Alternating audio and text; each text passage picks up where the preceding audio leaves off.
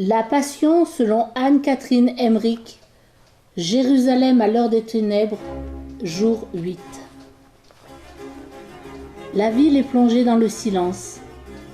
Après les préparatifs de la fête, prières rituelles récitées en famille, cérémonies privées et publiques, les habitants goûtent le repos de la nuit, tout comme les pèlerins sous les tentes dressées hors les murs.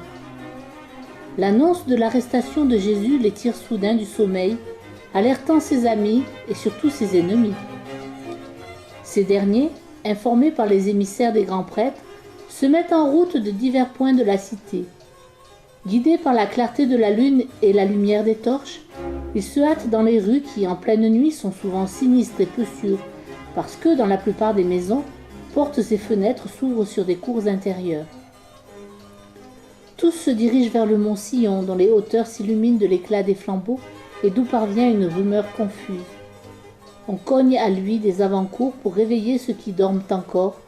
Dans plusieurs quartiers, on s'agite, on se rassemble pour converser, on ouvre à ceux qui frappent à la porte pour leur demander ce qui se passe, et finalement, on se laisse entraîner vers Sion par le mouvement de la foule. Des curieux se joignent au groupe, ainsi que des serviteurs qui rapporteront les nouvelles à leurs maîtres réticents à venir. De lourds verrous grincent, des barres sont tirées bruyamment par les gens qui craignent une émeute. Ça et là, on tambourine à la porte des voisins pour les interroger. On ose échanger en quelques mots, bref, ses impressions avec ceux dont on sait les opinions. Et comme cela se produit aujourd'hui encore en de semblables circonstances, de nombreux propos malveillants fusent. Ah, maintenant Lazare et ses sœurs vont voir avec qui ils se sont compromis. Jeanne Chusa et Suzanne et Marie, la mère de Jean-Marc et Salomé, vont regretter d'avoir fréquenté ces gens. Mais là, il est trop tard. Et Séraphia, la femme de Sirac, elle ne fera pas la fière devant son mari, tant de fois il l'a mise en garde contre ses relations avec le Galiléen. Toute cette bande de rêveurs et d'agitateurs qui regardaient avec commisération ceux qui ne pensaient pas comme eux.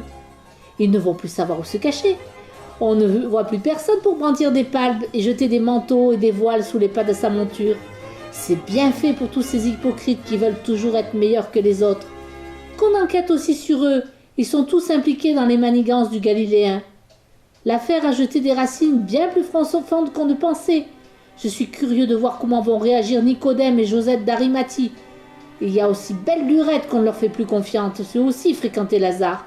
Mais ils sont habiles. Maintenant tout va s'éclaircir, etc. Beaucoup de gens parlent ainsi, ceux qui exaspèrent les familles, et surtout les femmes qui se sont attachées à Jésus et qui n'ont cessé de lui apporter publiquement de témoignages. Dans d'autres endroits, on accueille avec davantage de dignité la nouvelle de son arrestation. Certains sont saisis de crainte, d'autres se retrouvent pour se lamenter ensemble, ou bien cherchent timidement quelque ami avec qui partager leurs sentiments, et après de qui est penché leur cœur. Mais rares sont ceux qui osent avouer à voix haute et en termes clairs leur attachement à Jésus. L'agitation n'a pas gagné toute la ville.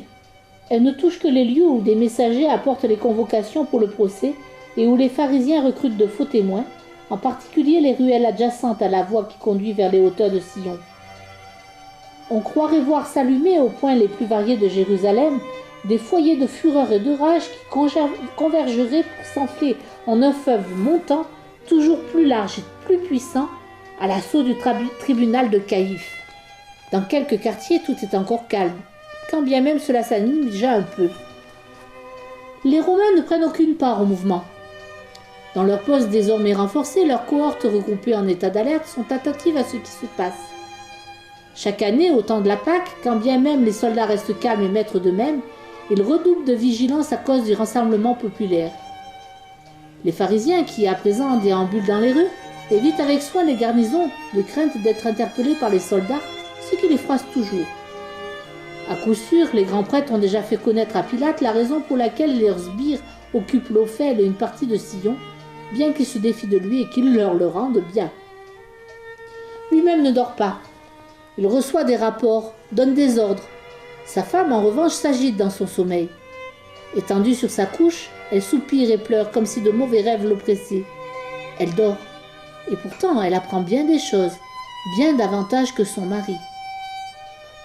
Il n'est aucun quartier de la ville où l'on s'associe de façon aussi bouleversante au sort de Jésus que parmi les pauvres serviteurs du temple et les journaliers qui habitent les lieux. La frayeur s'est abattue sur eux si soudainement. Ils ont été arrachés à leur repos si brutalement. Voici que tel un spectre nocturne s'avance parmi eux leur saint maître, leur bienfaiteur, celui qui les a guéris et nourris, à présent brisés de souffrance. La vue de sa mère en pleurs entourée de ses proches augmente leur compassion. De tous côtés s'élèvent des lamentations. Ah, quelle tristesse de la voir accablée de douleur, allant avec les saintes femmes d'une maison amie à l'autre. Ah, quelle tristesse de les suivre dans les rues, se hâtant avec crainte au plus profond de la nuit à cette heure insolite.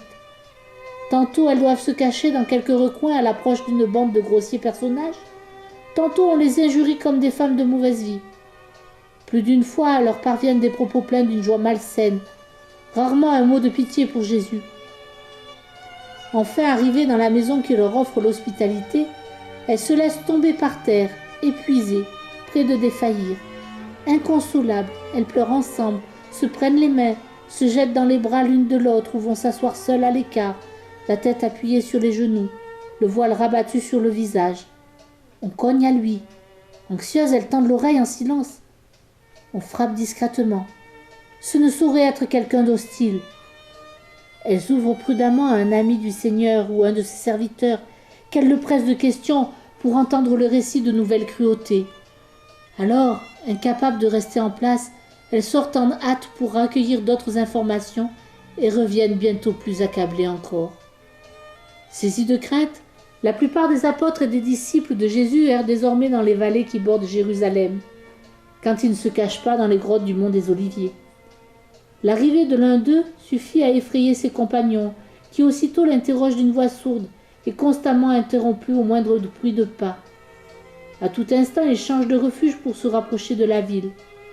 D'autres se glissent entre les tentes des campements pour y retrouver quelques compatriotes susceptibles de leur donner des nouvelles ou pour envoyer dans la cité des messagers de confiance. Plusieurs se sont postés sur le mont des Oliviers, observant avec angoisse le mouvement des torches à Sion, d'où leur parvient la rumeur lointaine de la foule. Ils se livrent à toutes sortes de suppositions, mais l'incertitude les pousse bientôt à redescendre dans la vallée pour savoir ce qui se passe exactement. Aux abords du tribunal de Caïphe, le bruit ne cesse d'augmenter, déchirant le silence de la nuit. Le quartier s'embrase de l'éclat des torches et des pots à feu remplis de pois enflammés. Tout autour de la ville commence à s'élever des campements le cri des bêtes de somme qu'ont amené avec eux les nombreux pèlerins, auxquels viennent se mêler les plaintes des animaux destinés au sacrifice. Comme il est émouvant dans la nuit, le doux bêlement de ces innombrables agneaux innocents qui vont être immolés le lendemain. Mais un seul sera sacrifié pour l'avoir voulu, le seul qu'on n'entend pas, telle la brebis restant silencieuse quand on l'amène à l'abattoir, tel l'agneau qui n'ouvre pas la bouche entre les mains du tondeur. C'est Jésus-Christ, l'agneau pascal pur et sans tache. Au-dessus de tout cela s'étend un ciel étrangement lugubre. La lune monte, menaçante, maculée de taches singulières, semblant tout à la fois malade et effrayée, comme si elle hésitait à atteindre son plein parce qu'on va mettre Jésus à mort. À l'extérieur de la ville, vers le midi, erre Judas, tel un traître. Sa mauvaise conscience l'a poussé dans l'abrupte vallée d'Hinnom, ce lieu maudit, désolé et hostile, sans le moindre chemin, jonché d'ordures et de tas d'immondices bordés de marécages. Seul, sans compagnon, il fut au hasard, apeuré par son ombre. À ses trousses le démon, et bientôt une myriade d'esprits mauvais qui vont se répandant partout, tentant les hommes pour les porter au péché. L'enfer est vide, et se déchaîne pour inciter les hommes au mal, accroissant d'autant le fardeau de l'agneau. La rage de Satan redouble, elle l'égare, le confond. L'agneau prend sur lui le poids du péché, mais c'est le péché lui-même que veut Satan. Si ce juste ne pêche pas, si par sa résistance il rend vaine toute tentation, qu'au moins ses ennemis périssent dans leur péché. Les anges hésitent entre joie et tristesse. Volontiers ils iraient se prosterner devant le trône de Dieu pour solliciter l'autorisation de porter secours à Jésus. Mais merveilleux, ils ne peuvent qu'adorer le mystère de la justice et de la miséricorde divine qui, existant de toute éternité dans le sanctuaire céleste, commence maintenant à s'accomplir dans le temps sur la terre. Car les anges aussi croient en Dieu, le Père Tout-Puissant, Créateur du ciel et de la terre, et en Jésus-Christ, son Fils unique, notre Seigneur, qui a été conçu du Saint-Esprit, qui est né de la Vierge Marie, et qui cette nuit commence à souffrir sous Ponce Pilate, qui demain sera crucifié, mourra et sera enseveli, qui descendra aux enfers et qui ressuscitera d'entre les morts au 3e jour pour monter au ciel, où il sera assis à la droite du Père, le Père Tout-Puissant, et d'où il reviendra pour juger les vivants et les morts. Eux aussi croient au Saint-Esprit, à la Sainte Église catholique et à la communion des saints, à la rémission des péchés, à la résurrection de la chair et à la vie éternelle. Amen.